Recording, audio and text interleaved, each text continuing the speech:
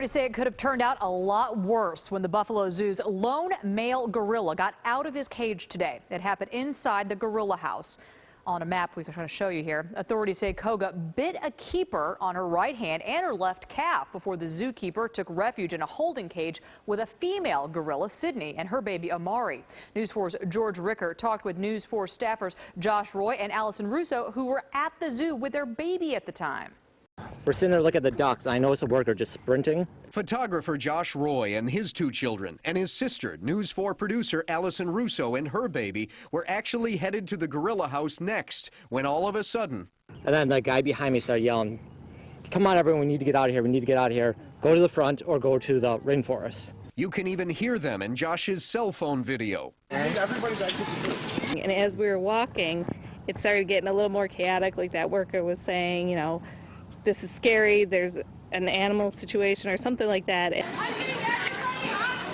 Just after 11 a.m., a nearly 400-pound gorilla had slipped out of an unlocked door to its cage and into a holding area where he bit a female zookeeper on her arm and leg before she was able to jump into another gorilla cage. To escape the wrath of this one, so the situation was very serious.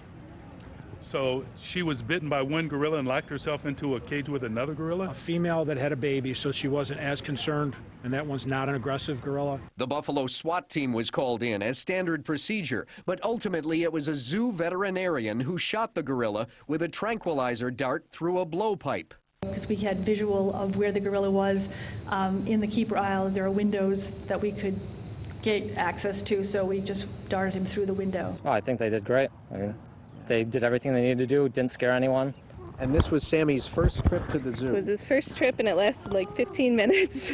What's the story going to be like 20 years from now? Oh, I'm sure his dad's going to exaggerate it and say he fought the gorilla off. And Now, zoo officials don't know why that cage door was left open. Koga is the zoo's only male gorilla and was said to be using more playful bites as a show of dominance, so those injuries to the zookeeper are not very serious. The zoo reopens tomorrow morning.